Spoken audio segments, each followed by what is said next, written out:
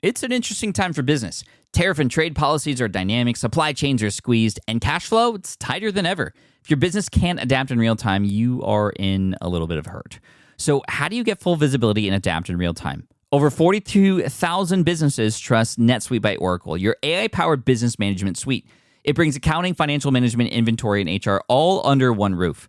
NetSuite is the #1 cloud ERP for a reason. It's your single source of truth, giving you the data and control you need to move quickly. Real-time forecasting helps you move into the future with confidence, and with AI built in, you can automate the busy work and focus on strategy. NetSuite helps you see what's stuck, what it's costing you, and how to pivot fast. If I were running a business with a lot of moving parts, I'd use NetSuite for full control over everything. Tame the chaos with NetSuite. If your revenues are at least in the 7 figures, download the free ebook, Navigating Global Trade, 3 Insights for Leaders at netsuite.com/SPI. That's netsuite.com/SPI. Congrats, your business is doing great. All your hard work is paying off, but you need help like now, and you have to hire fast. How can you hire amazing candidates quickly? Easy, just use Indeed. When it comes to hiring, Indeed is all you need. Stop struggling to get your job post seen on other job sites. Indeed sponsored jobs help you stand out and hire fast. And with sponsored jobs, your posts jump to the top of the page for your relevant candidates so you can reach people you want faster. And it makes a huge difference. According to Indeed data, sponsored jobs posted directly on Indeed have 45% more applications than non-sponsored jobs. One of the things I love most about Indeed is that it has one of the largest databases of job seekers, giving employers access to a wide range of candidates. And with job alerts, I get notified when new candidates apply. And with Indeed sponsored jobs, there's no monthly subscriptions, no long-term contracts, and you only pay for results. So how fast? Well, in the minute that I've been talking to you, 23 hires were made on Indeed, according to Indeed data worldwide. There's no need to wait any longer. Speed up your hiring right now with Indeed. And listeners of this show will get a $75 sponsored job credit to get your jobs more visibility at Indeed.com/SmartPassive. Just go to Indeed.com/SmartPassive right now and support our show by saying you heard about Indeed on this podcast. Indeed.com/SmartPassive. Terms and conditions apply. Hiring, Indeed, is all you need. You spent months building towards launch day, but when the clock hits 0, your site crashes. Bots swarm, and loyal fans rage on Reddit. That's not good. Fanfare was built to stop that. Fanfare is the drop platform made for high-pressure moments, stampede-proof infrastructure, verified waitlists, and bot filters that actually work. Instead of refunds and rage, you get retention and revenue. And that sounds great to me. Your next launch shouldn't be a gamble. Get Fanfare's 5-step hype drop playbook and learn how to bulletproof your drop at fanfare.io/playbook. Again, that's fanfare.io/playbook. So my son is 10 years old now, and he started a few businesses, mostly a result of projects that were happening at his school. But I've seen a massive change in how he handles problem solving, how he handles presenting, how he handles sharing ideas with others and getting people on board. And it's been really amazing to see him grow just as a little person, a little mini-me. And I wanted to bring on a guest today who also has a child, a daughter, who has started her own business as well. And her business is actually online, and it's selling, and it's e-commerce related. So I wanted to chat about kids and entrepreneurship. A lot of you may know that patflynn.com has recently sort of come out of the woodwork, shifted from a static page that was sort of just pointing back to Smart Passive Income. And it's now a platform where I'm going to be blogging and sharing videos about things that are important to me and the legacy I want to leave behind, which relates to kids, and that's putting entrepreneurship in front of them. Whether they become entrepreneurs or not, it's just teaching them those skills. And so if you are a parent or perhaps a kid, or maybe if you don't have a kid, that's okay. You can still learn a lot today. And I have none other than Steve Chu from mywifequitherjob.com. He's been on the show a couple times before, once to talk about his email campaigns for his e-commerce business and his digital courses, and he's doing really well with that. But I wanted to come on today to see how he encourages his daughter, how he asks questions versus tells her what to do to encourage her to start a business, and some of the things he has planned and some of the struggles that we both have as parent entrepreneurs, because we are entrepreneurs, but also as parents who have potentially budding entrepreneurs in our families as well. Anyway, it's just a fun conversation to start this, to see what the reaction is like from you. So if you have kids or family and want to listen in, hopefully you'll enjoy this, and would love your feedback at the end. And this is the kind of stuff I'm going to be talking a lot more about over at patflynn.com. This, among other things like technology and gaming and essentially all the stuff that I am interested in that is not helping you start a business specifically, is going to live on patflynn.com, but obviously SPI is still here. We're still here to deliver content to you and help you through any business challenges you may have. So anyway, thank you for being a part of this. I appreciate you. And we're going to get to Steve in just a minute. But first, the intro. Let's go. Welcome to the Smart Passive Income Podcast, where it's all about working hard now so you can sit back and reap the benefits later. And now your host. He thinks everyone with a message to share and an audience to build should start a podcast. Pat Flynn.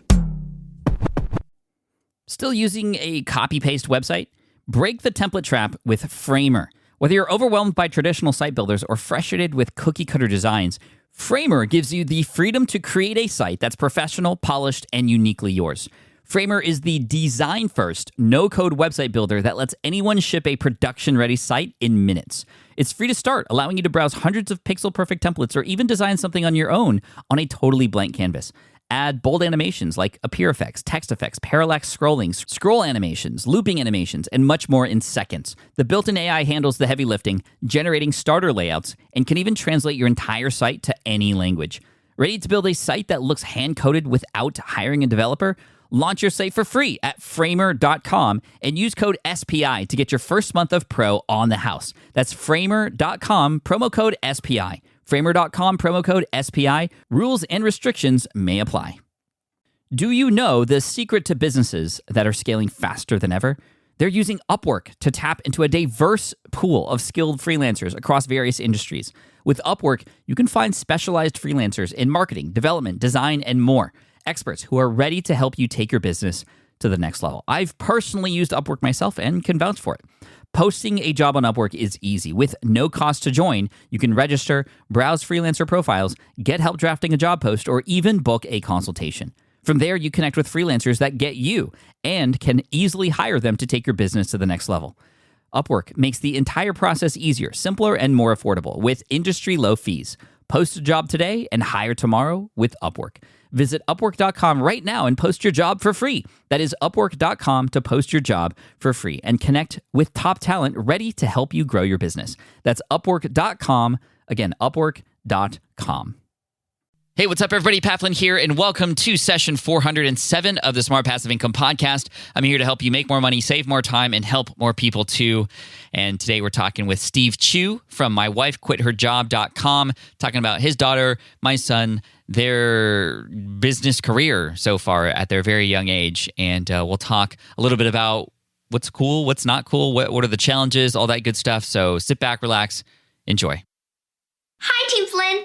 My name is Rena, and I'm the founder of Kid in Charge, a company that sells inspirational t-shirts to encourage kids to start their own businesses. I've been running this company for about 6 months now, and it's been super fun, and I hope to use this money to help fund my college education. Now I have a quick confession to make. When I first heard about Smart Passive Income, I was a little skeptical because it's run by a Cal Berkeley grad. But after listening to a few episodes, I'm hooked.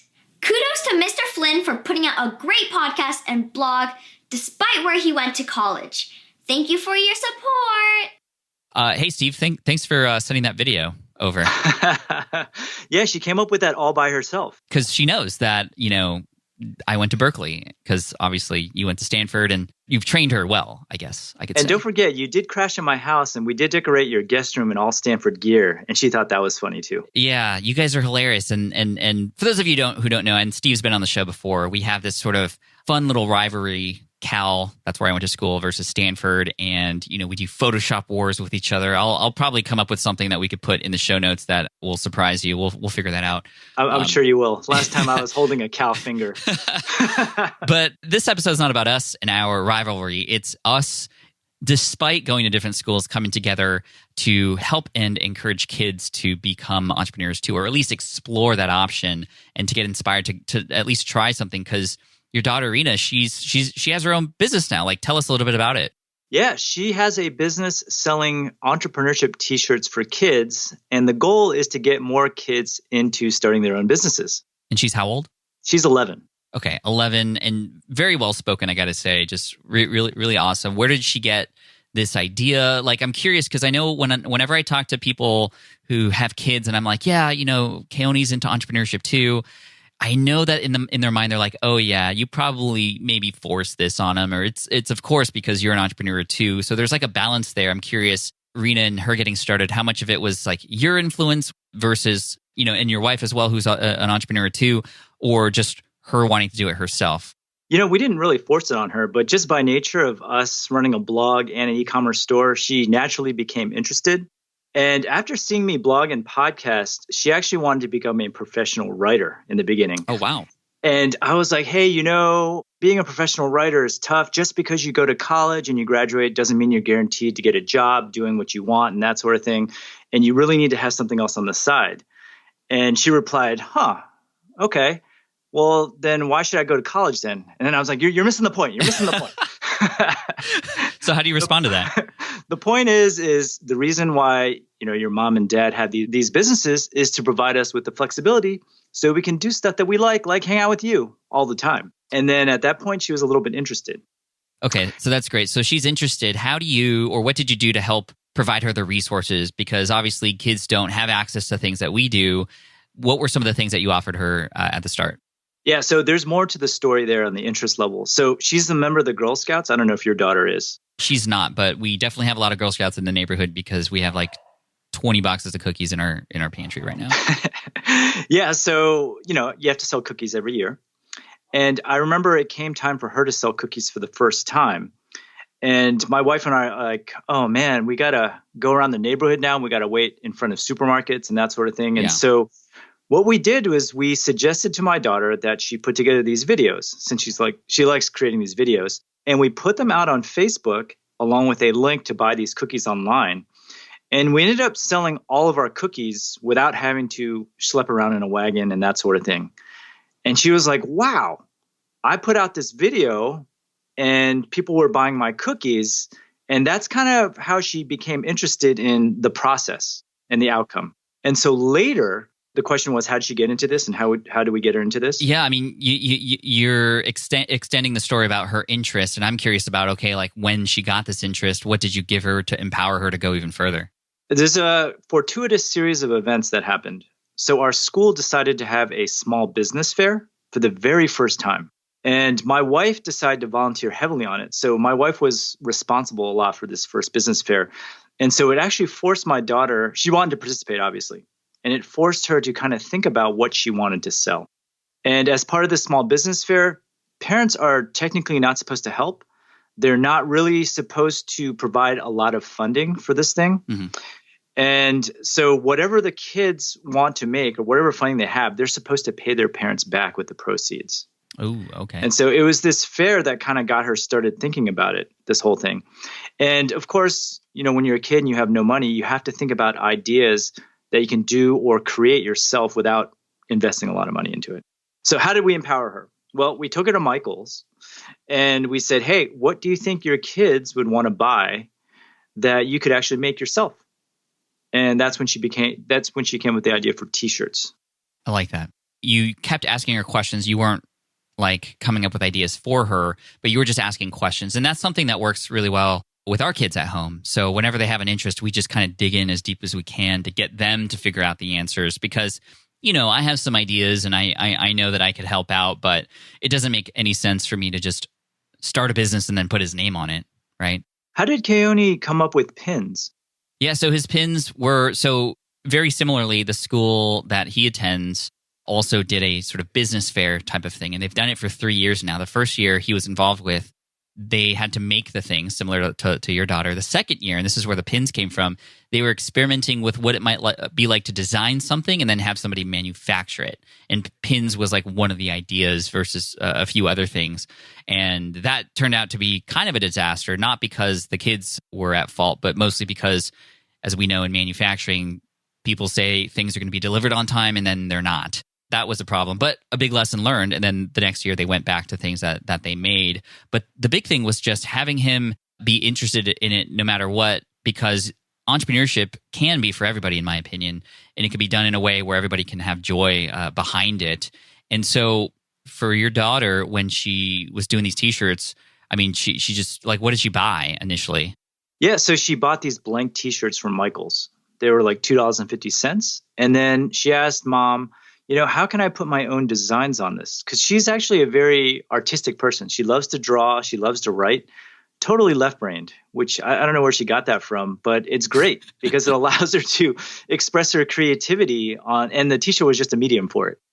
Okay. And so you get the t-shirts, she's drawn on them and painting them. How does this turn into a real business from there? So the small business fair was the first entry point, right? So she started creating her t-shirts with these slogans. And these were just sayings that I guess she's been reading my blog or she's been reading my Instagram. And there's a lot of these quotes that she really liked.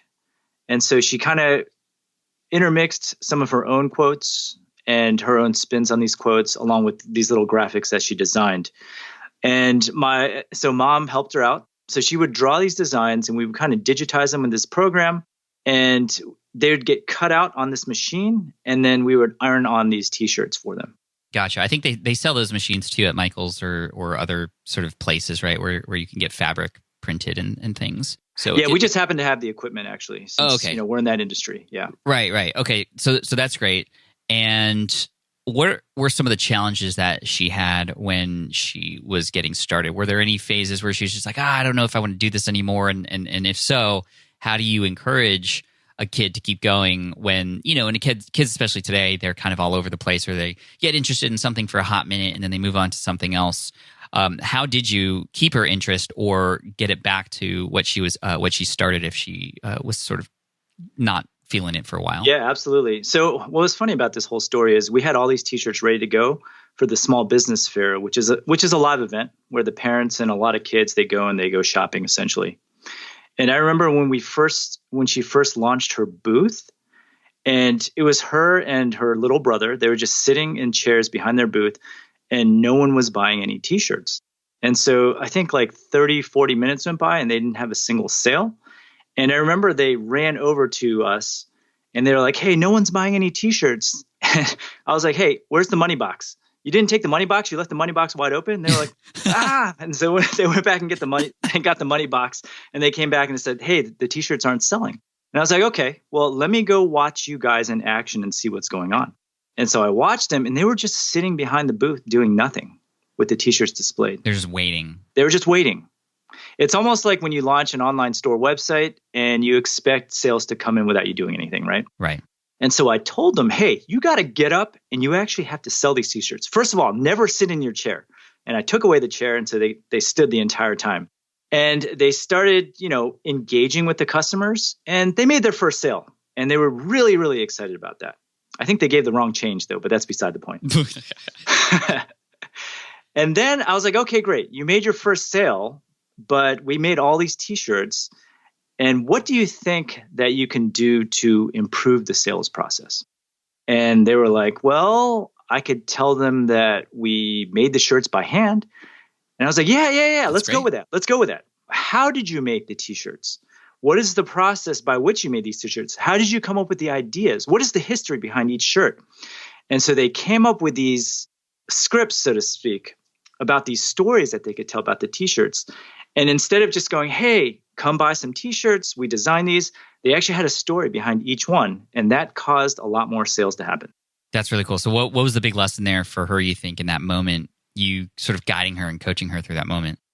I think I was trying to instill in her that it's less about the product than about the story behind the product or how you portray your products. Awesome.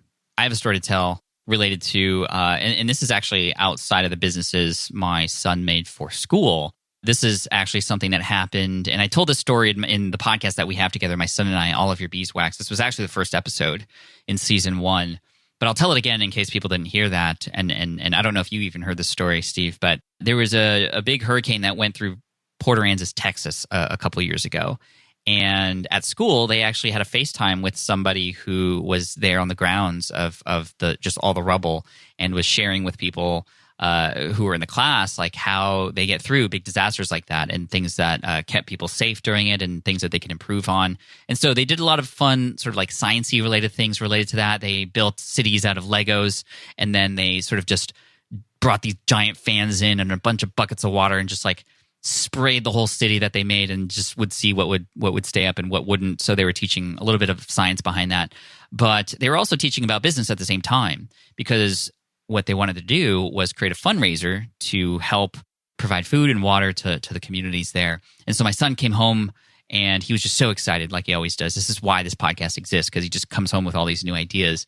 And he was just like, oh my gosh, we have to raise money for Port Aransas, Texas. We're doing this fundraiser at school. And he was telling me about it. And he was like, I want to do something here at home. Maybe we could maybe we could do something. And I was like, okay, well, come up with some ideas and let me know how it goes.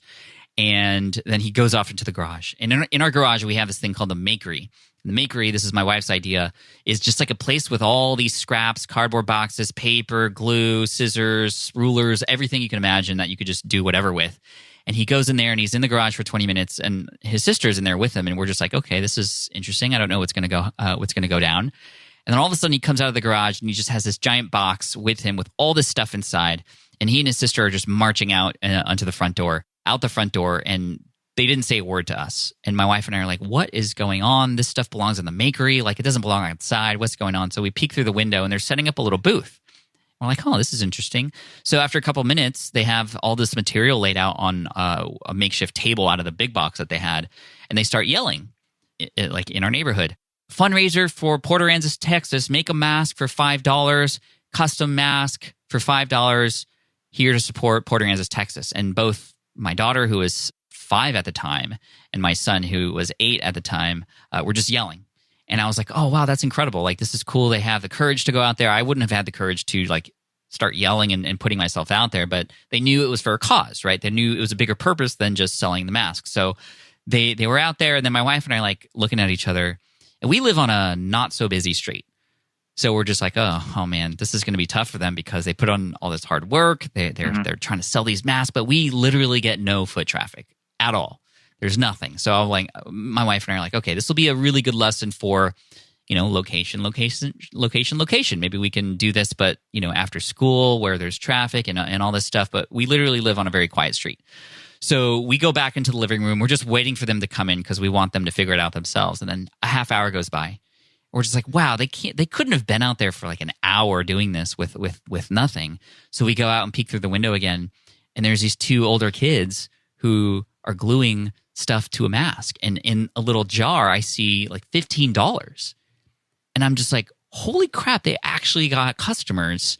And it was these 2 kids who live on the end of the block who were just skateboarding by, who, I mean, they were so sweet and wanted to help out, and they built some masks. And I shared that story online, and then a number of friends and colleagues online saw that, and they donated over $100, and a few more people came on the street. Those kids told a couple other kids, and they had this crowd of about 5 to 10 kids at one point, and they made over $100. And I was just like, amazing, dude, this is crazy. And I was like crying. I was like, oh my gosh, I'm so inspired. And it was a big lesson learned that even from my end, just like, don't discount the power of what it's like to help and serve others, because it was really the message of fundraising that drew people in. I just had to put a plug for all the beeswax. I actually listened to almost the entire season prior to this in preparation for this.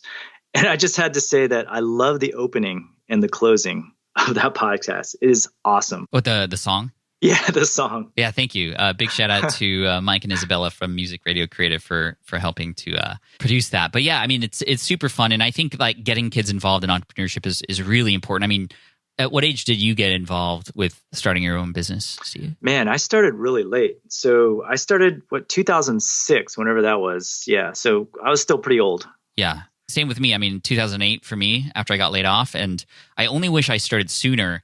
And I think, a lot of parents might be listening to this. And even if you're not a parent, but that like, hey, if a kid can do it, I can do it too. Hopefully it inspires you to at least open up these doors to your child being an entrepreneur. Why do you think kids should learn the skills of entrepreneurship at an early age, besides just like, creating something that makes money and gives you freedom later in life? I think it's really to open their eyes that they can actually pursue something that they actually want to do, as opposed to follow the path of, I guess, a traditional Asian. I don't want to say it, but yeah, traditional Asian, like being an engineer, lawyer, doctor, all of which my friends, they're not happy with their jobs. Mm-hmm. And the goal is you can take something that you really enjoy doing. Like my daughter, for example, she loves drawing, she loves writing, and actually do something with those skills that she really enjoys and wants actually to do in the long term. I agree with that. I mean, 100%. I also think it's the idea that teaching kids at a young age that you can create something out of nothing, right? You can create something totally new or take something that already exists and make it better to help others. And for me, the big thing is, hey, you can get rewarded for helping other people. Teaching the kids. I always ask my son, he gets tired of me because I ask him all the time. I go, tell me what a business really does. And he goes, Dad, a business helps people. So it's like in his brain now, which is good. But he's learning lessons and he's trying new things. The latest business that he created at school for the last fair was, and their big mission in this go around was to put some sort of charitable sort of effort behind the product that they created. So there was a lot of businesses that were created by kids in the second and third grade who put some sort of we'll donate some proceeds to this particular foundation. But my son and his team, they created a really epic business. It was called Up Vinyl. And it was a business that kind of, those old soccer banners, if you've ever taken kids to soccer, there's the banner with the team name and stuff, and that never gets used again. Or at events where there's banners with the product names on them and those get recycled and thrown away. Taking those, cutting them up and turning them into shopping bags. So, there's that recycling element on it. And they were selling them for 10 to 15, even the bigger ones up to 25, and they completely sold out, which was just ridiculous. And then they paid back their investors, which takes me to the big thing. I don't know how they do it at the school that your daughter's at, but the way that they do it at my kid's school is they have every kid come up with an idea to solve a problem of some kind. And then they have each of the kids pitch their idea to a panel of judges, just like Shark Tank. They actually play the Shark Tank music. I know this because I was a judge last year for a certain group of students, not my kid, and then not all the kids get in. And that to me initially was oh my gosh, isn't that going to upset some kids? But at the same time, that's it's real life, right? So at our school, it wasn't like that. It was just a fair. But at this new school that my daughter is in, they are actually having a Shark Tank competition. I actually volunteered to be one of the judges. It actually hasn't happened yet. Oh, cool. But I'm really excited about it. Watch out for Steve. He's going to be part of it. I did have a quick story to add about the charitable contributions thing. Sure. What's funny is, and I didn't really influence my daughter to do this, but when she made her first dollars selling T-shirts from Kid in Charge, she actually donated a large portion of that over to war veterans. And I was very touched by that. Where did she get that idea? She got that idea because I think for her Girl Scout promotion, you're supposed to donate some of the proceeds from your cookie sales to an organization. And she had donated to the war veterans before. And then so when she started her own business, she wanted to make a donation again. Wow, that's really great. Yeah. Going back to what we were talking about in terms of the Shark Tank style, and that's actually real life, right? Not all of your ideas are going to go through, and there's people who you don't know who you're going to have to present your ideas to. I mean, this happens whether you have a 9-to-5 job or not, or you're an entrepreneur. How do you feel as a parent, putting your kid in that situation is where they could fail or they could not go through to the next round? I think it just depends on the kid. For me, I'm all for it because I think my kids are a little cocky. I don't know how your kids are, but they could use a little bit of humility. So that's I'm funny. All for it. If they don't pass, then they'll realize, hey, they can't, they need to work harder the next time. How would you, if they were in that situation, if she were to pitch a new idea for a business or her current one, and then it doesn't get funded or it doesn't go through, how do you help her as a parent through that? Because that's tough. I mean, especially for a kid where often we just get handed everything. Real life kind of hurts sometimes. How might you as a parent help her through that? I would tell her to continue with it despite what the judges say. I mean, there's all these companies on Shark Tank where they didn't get funding and they are now very successful. So just because a panel of judges don't believe that your company should pass on doesn't mean you should stop doing it. You should continue with it and see where it goes. Do you guys watch Shark Tank together? We do. How involved does she get into the different pitches and stuff? Because my son will sometimes go, they should say this, but they're not. I don't know why they're not saying this. And, he's asking questions about the numbers, which is a little beyond him right now in terms of investments and stuff. But what are those conversations like with your daughter while watching Shark Tank? I think with my daughter, I think it sounds like your son is kind of precocious. So my daughter is just interested in the products and the services. And so we talk about the cool ideas that are presented, less so I would say about the business and the funding aspects of it. Okay, cool. So that's cool. So she's involved with the products and, Scrub Daddy was a big one. Actually, the kids at our school had a FaceTime with the founder of Scrub Daddy. Oh, that's awesome. Leading up to their Shark Tank style situation, which is really neat. And I just love to see entrepreneurs giving back to entrepreneurs, especially helping kids. So does your son ask about the numbers and how to tweak the pitch and that sort of thing? He asks me what the numbers mean. He has yet to ask me specifically how they could be related to what he's doing specifically, but he does know his numbers in terms of, cost per goods sold and profit and expenses and those kinds of things, which is good. I mean, I didn't even know those things until literally like college when I was forced to, right? So I think it's great that we're giving our kids experiences like this. How might a parent listening to this get their kids involved sort of from scratch when they don't have a school who has the ability to create like a market fair or something like that? That's a really good question. And this is something that I actually write about a lot on the blog, but I would encourage them to think about what they're really good at or something that they're really interested in. Mm-hmm. And I would just convince them to put out content of any sort, whether it be probably the easiest way is to maybe create videos. Yeah. Or if they can write or put out a podcast, just any sort of content that allows them to just document everything and just see where it goes from there. How do you feel about video for kids? I know that, and your daughter sent me this wonderful video. She's very well poised and well spoken on video, and whether a kid is well spoken or not, I mean, YouTube is where videos go and where they're found, and it's a dangerous place. It is. I don't know how you feel about this, and it took me a long time to convince my wife, to allow Rena to actually put out videos. I think in this day and age, it's kind of inevitable, right? So I don't. Does your kid have a phone yet? Not yet. We're getting close, I think, and it scares me.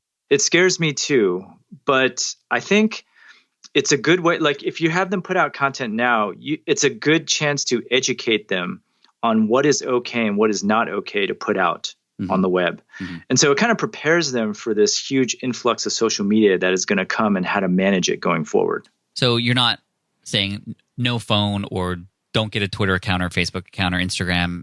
It's more about managing that up front to learn how it can sort of be a part of your life but not take over.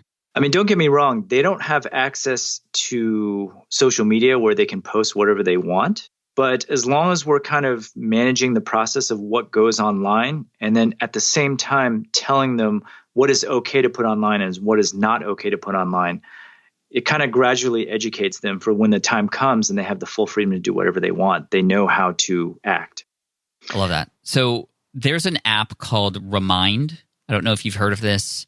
They use it at my kids' school, and I know a lot of other schools are using this as well. I think I even heard, it might have been on How I Built This or another podcast, but it's a school communication app. And I love it because what's really cool is the teachers and the kids sort of keep parents updated in a social feed like situation. So I can know what's going on at school, and I don't have to have my kids come home and go, so what'd you do today? I kind of already saw what happened. So I can ask sort of follow-up questions about that, and we can just engage in conversation about what they're already doing.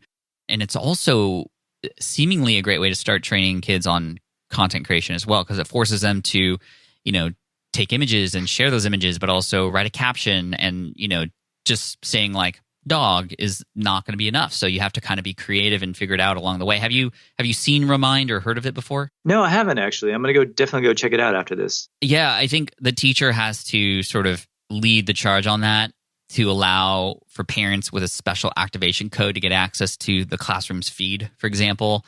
And then the kids use their iPads or devices that they have available to themselves to share their projects with everybody, or post a video just to their classroom, and they can tag people just like on social media too. It's kind of cool. So I would imagine that kids who are using this are a little bit more prepared for content creation in the future, especially on social feeds. But I agree. I think the best way to start is just to kind of create content to get familiar with how that all works.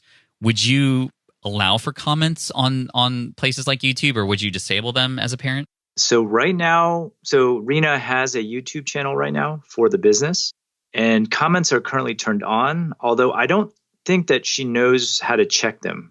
But that's a good point. I actually didn't even think about that in the beginning. Yeah, Keone has a YouTube channel as well, and he has actually a couple really good videos that are performing really well. There was one where we sort of built this carnival game together. We just cut circles out of a piece of cardboard, and he throws like a wiffle ball, and it kind of rolls back to you automatically, and has like points and like kind of like skee ball.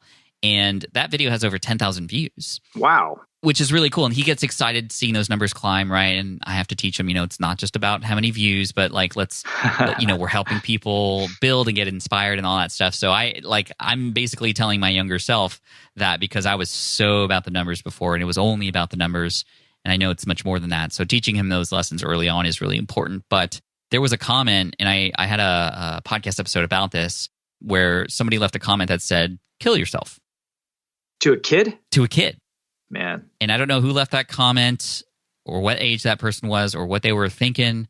We taught County early on that YouTube especially, but just comments in general from others online, the hurtful comments are coming because often those people are hurt themselves, right? And so we taught him that. We warned him about that. He still wanted to do the YouTube channel. That was his decision. We felt he was old enough.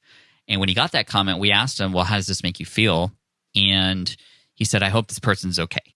And that was a big moment for us, because I think even a lot of adults wouldn't have been able to handle it that well and start empathizing with that person versus just getting angry or taking the video down because they're just, upset or whatever. And then he goes, okay, you tell me how to delete this comment? and so we deleted it, and all the rest of the comments are great. And, it was another big lesson was like, hey, look at all these amazing comments you got.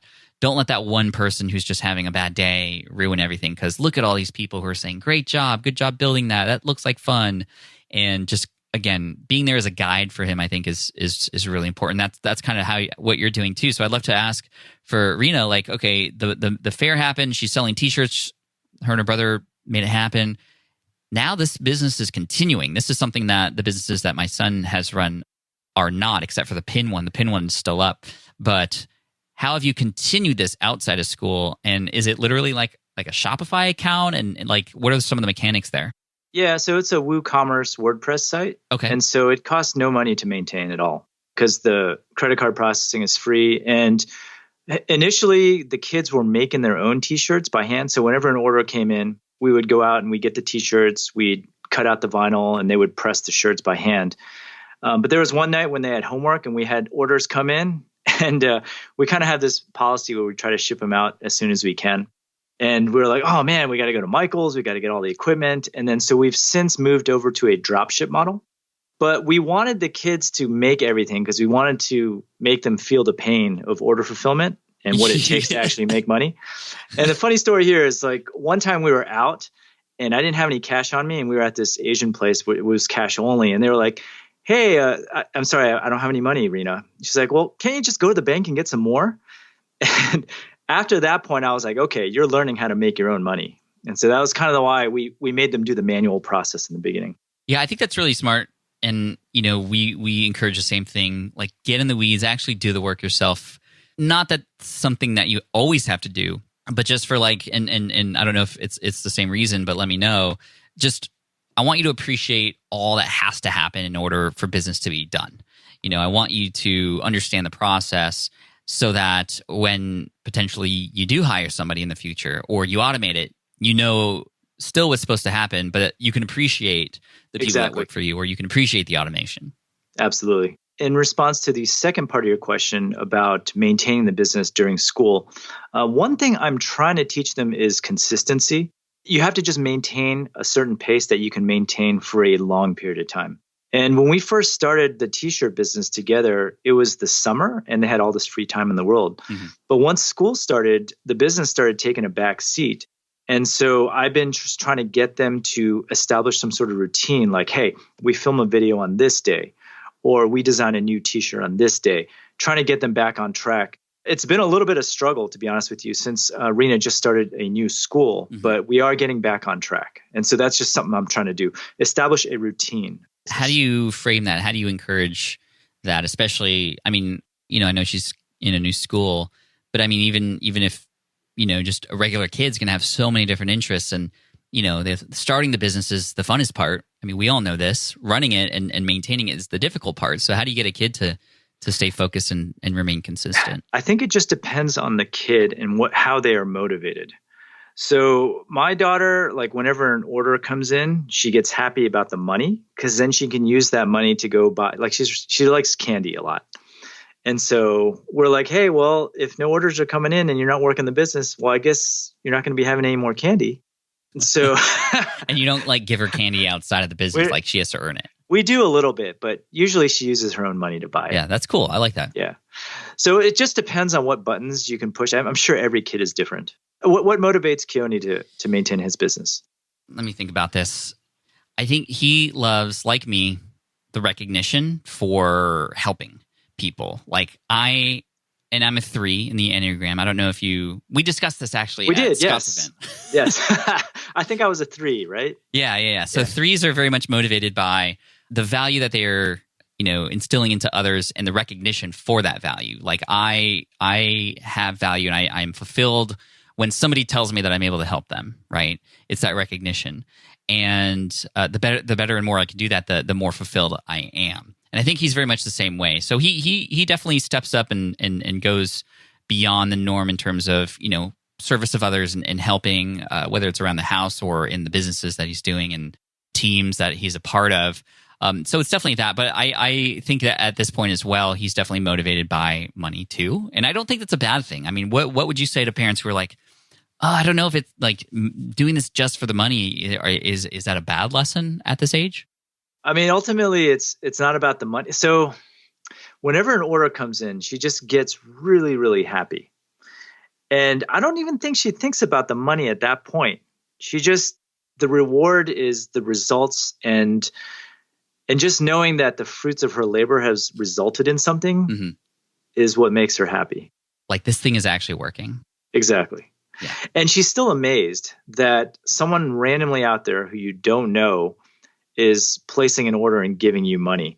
Like it took me like 30 something years to experience that feeling. And she gets to experience it at age 11. That's super rewarding. How are you helping her grow her business, or how is she growing the business? So it's online. Like where's traffic coming from? How is this even working? How are strangers, random people on the internet finding it? Yeah. So right now it is actually a combination of my wife quit her job as well as her YouTube channel. So the strategy here is whenever she puts out a new t-shirt design, she creates a YouTube video that describes how she came up with the idea for that t-shirt design. And then also on the YouTube channel, she's been documenting her journey. So there's videos there on the small business fair, the mistakes that she made, the assumptions, how she makes sales, why we decided to move to a dropship model. Kind of like what I've done with mywifequitherjob.com, kind of documenting my journey. She's documenting her journey, except on YouTube. So the way I've been helping with that has been mainly through, operating the camera, really. And I have a VA who edits the videos, so she can focus on just the t-shirt designs and what she wants to say on the videos. Okay, so she can just run the business and not worry about the documentation process, but you're supporting her with that. That's cool. Yeah, so in terms of actually running the business, because we've moved to a dropship model, there's less management on that end, which allows her to just kind of focus on the more creative aspects of the business, which is what she actually enjoys doing. Yeah, that's great. I mean, she's already got you working for her already. Yeah. I mean, I have my own incentives too. So yeah, for sure. Now, I know you're in California and I'm in California, and I'm not even exactly sure for kids who want to create a business what the rules are. Do you know or have done any research on setting up a business and what age you have to have and, separate checking accounts? So logistically, I'm just trying to figure out, to help people who are listening, how I might want to do this. I know that, for example, I think it's in Portland, or it could be, no, I think it's Ohio. I'm trying to remember, but I was traveling somewhere recently where somebody was telling me that the governor was basically like, hey, we want to encourage kids to be entrepreneurs. So literally, if you're under this age, you can create a lemonade stand. You can do whatever you want. Just go out there and experience it. You're not going to be held liable. You're not going to, you don't have to sign any documents. You don't have to do anything. Go out and do it. And I thought that was the coolest thing. How incredible that somebody higher up like that is encouraging the younger kids in that state to do that. I think that's how it should be everywhere. But I also know there's, we've heard stories of, somebody's setting up a lemonade stand and then, somebody makes a call and then the police come and they tear it down. It's like, how sad is that? What? So I wouldn't be surprised if California would tax little kids. I don't know. I wouldn't be surprised either. We've shielded, obviously, our kids away from all those aspects of it right now. The way we do it is we already have an e-commerce store. Mhm. And so we already have the seller's permits and all that stuff. Right. So we're kind of running everything above board. I do know that at least in California and a lot of states, there's certain minimums that if you don't cross those thresholds, then it's just kind of like casual money, like selling on eBay, for example. Mhm. So as long as you don't cross those thresholds, I think they're pretty low, however. I mean, low meaning like if your kid would to exceed those thresholds, I'm sure they'd be thrilled. Like they aren't low for a kid standards, but for adult standards, they're low. So Right. I don't know what the number is in Cali. It might be like, $800 or something, right? Like if you make less than 800, it's like, hey, no worries. But realistically, and I don't want to say that you're above the law or anything, but realistically, I don't think a government would be low enough to go after like a little kid. That's just my gut feeling, like in the beginning at least. But once you start making serious money, I think you have to go above board. Yeah, I think, a good place to research might be the SBA, Small Business Association. Obviously, there's Google and, your own state's websites to sort of ask around, and you could probably make some calls as well just to make sure you're compliant. I mean, there's obvious things, right? Like if you wanted to set up like you're a kid and you love music, you're going to set up your DJ tables right outside in your neighborhood, but then like you're blasting music after 10 p.m. I mean, there's some obvious things that just won't work. Oh, yeah. I was thinking more of the online space, but yeah. I mean, technically it's against the law. Like you need a seller's permit to sell at all. But I think, in the beginning at least, you shouldn't let that stuff prevent you from getting started. And depending on what you're going to be selling to from a risk perspective, I don't know if like getting an LLC and spending all that money and doing all that stuff up front is necessary. I don't know how you feel about that. Yeah, it's a tough one. I'd love to hear what the audience thinks. If you wanted to sort of have this conversation on either Instagram or Twitter, wherever you might see this. This is episode, let's see what episode this is. This is episode 407. So hashtag SPI 407 if you want to chat about this. But, I just love your general thoughts about this episode and encouraging kids to be entrepreneurs. I strongly believe all kids should be taught entrepreneurship. I am in the camp of let's teach them those skills because whether they become entrepreneurs or not, I mean, these are skills for life, for learning how to deal with failure, learning how to learn from mistakes, learning how to present in front of people. I mean, this stuff is useful 9 to 5 or entrepreneur or and everything in between. And so, I mean, my long-term goals, Steve, are to have entrepreneurship be just a part of school curriculum. Like the stuff that your school is doing and that my school is doing, just that should be in every school because these lessons are just forever ingrained in kids. And this is the right age to start, I think. No, absolutely. I mean, the skills that you gain from even starting this will, if anything, give you confidence that in the event that anything bad happens with your job or whatnot going forward, even when you graduate from college, you have something to fall back on and you don't have to be dependent on anybody else. So my wife and I, we have this joke, like we hope this business does well, but we hope it doesn't do so well that the kids actually don't want to go to college anymore, which is always the risk. But yeah, I mean, they've been having a blast with it so far. That's really cool. Well, congrats to you and your wife and to Rena for her success so far, and I wish her the best. I would love if you'd be down. Maybe it'd be fun to get Keone and her on an episode in the future just to kind of get into their brains a little bit because, I mean, everybody here is listening to the parents and nobody cares about the parents right now. We want to know what the kids are up to, right? So that might be fun and interesting to kind of get inspiration from them one day. Would you be down for that? You think she'd be okay with that? Dude, I think she'd be down with that. I'll ask her. And is Keone single right now? Is he seeing anyone right now? He's not. Bro. This is not okay. We'll talk about anyway. That'd be funny. She's older than him though. Oh, she is. That's true. Yeah. But so April's older than me. So I guess that's true. Yeah. The apple does not fall far. Anyway, okay. Dude, this has been really fun. Thanks for the chat and just to talk this through. I love connecting with other parents, especially who have kids who are interested in entrepreneurship. It's just so exciting to me, and I just want to continue to dig deeper. Hopefully, we can chat with Rena one day, and yeah, I think that'll be fun. Yeah, man, let's set it up. So before you go, how's business on your end? You've been on the show before. A lot of people know you from My Wife Quit Her Job and your e-commerce business. How's business going for Daddy today? Business is going well for Daddy. Daddy and are we still on recording? We are recording, and it's weird that you're saying Daddy. So let's stop with that. Let's stop with that. Okay. Yeah, that was my bad. I promise So- to never call you daddy again. So the businesses are going well. And what's funny is I'm at a stage now where we make enough money, like we don't spend that much money and we make a lot more than we make. And so my wife and I, we've kind of come to this pact where we're just going to start enjoying what we have. And so we're no longer like pedal the metal on anything. We just like, I'm taking on projects that I just want to work on now, as opposed to things, whereas in the past I might pursue a project just strictly for the money.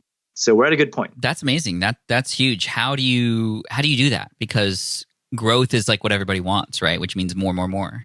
It is tough. And okay, so this is kind of what happened 2 years ago is when we kind of made this decision. I got injured and I was just I was having like a midlife crisis.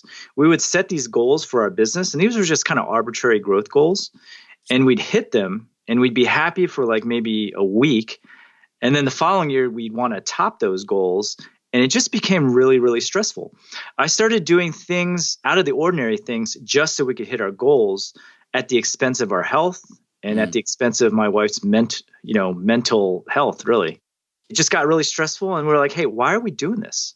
We're doing this so we could spend more time with family. And we're not doing this to stress ourselves out. So why are we setting these aggressive goals when we don't actually even need the money? For me, it was a big ego check. I like, growing as fast as I can, but I also like a happy wife. Yes. Happy wife, happy life. Happy wife, happy life. And we sat down, we talked about this and, I totally agreed with her. Like, what are we doing with that? We don't even spend that much money. So why not spend more time on projects that I love? Like, for example, my daughter's business or helping my son or volunteering at the school or becoming a judge at the school's entrepreneurship fair, stuff like that. That's great. That's a great update. Thank you, Steve. I appreciate that. I'd love to dig into that a little bit more, but let's connect again soon. We'll bring the kids on and we'll just have a chat and have some fun. Thanks again for coming on and sharing kind of how you and your wife and your kids kind of do things over there. And can't wait to learn more and perhaps meet her one day. Cool. Thanks for having me. All right. I hope you enjoyed that interview with Steve. Hopefully Steve and I can get our kids on the show at some point to chat with each other, just strictly business, right? And then also just have us poke holes and ask questions to see, hey, like what's going in your brain? How are you thinking about this? How are you handling what's going on out there? And so I think that'll be a lot of fun. I appreciate you all for listening in. Any kids out there, any kid entrepreneurs, let me know if you're there or have your parent let me know that you're there. I'd love to, I'm thinking about doing something related to that in the future, like I said earlier, but just super thankful for your time and attention today. If you want to get all the notes and the resources and links mentioned in this episode, head on over to smartpassiveincome.com/session407. You can also check out Steve and his website, mywifequitherjob.com. And Steve also has a podcast, the My Wife Quit Her Job podcast. He comes from an e-commerce background. He teaches a lot of things about Amazon and manufacturing and that kind of thing. But no matter what kind of business you have, there's also a lot of great stuff there too. I've benefited a lot from the content on his website. And just don't pay attention to all the Stanford stuff that he has photoshopped on me, especially in episode 278 of his. But anyway, thank you so much. I appreciate you and looking forward to serving you in the next episode. Until then, keep rocking it. And as always, Team Flynn for the win. Thanks for listening to the Smart Passive Income Podcast at www.smartpassiveincome.com.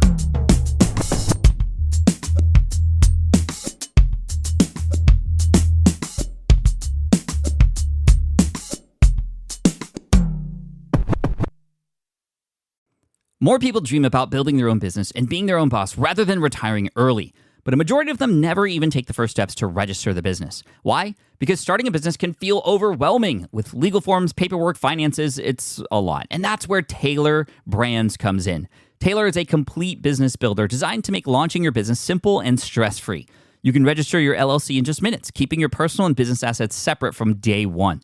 And from there, you can get access to everything you need to get off the ground, from legal documents, licenses and permits, invoicing and bookkeeping tools, and even a 100-day business coaching program to help you hit the ground running. You'll also get a free personalized business plan, branding tools, and so much more. And of course, our listeners get an exclusive 35% discount to get started. Just head to taylorbrands.com/SPI. That's TAILORBRANDS.com/SPI. Stop dreaming, start building with Taylor Brands. Look, I get it. You want to grow your business, but trying to sell to hundreds or even thousands of people gets very exhausting very fast. But what if you could sell at scale with a simple, powerful quiz? Score App helps you sell to more people without adding more to your plate. You build a quiz or assessment that your audience actually wants to take. Then they answer a few quick questions and get a personalized result right away. It shows them where they're at and what they need to do next and how you can help. And you build huge amounts of trust before you make even a single offer.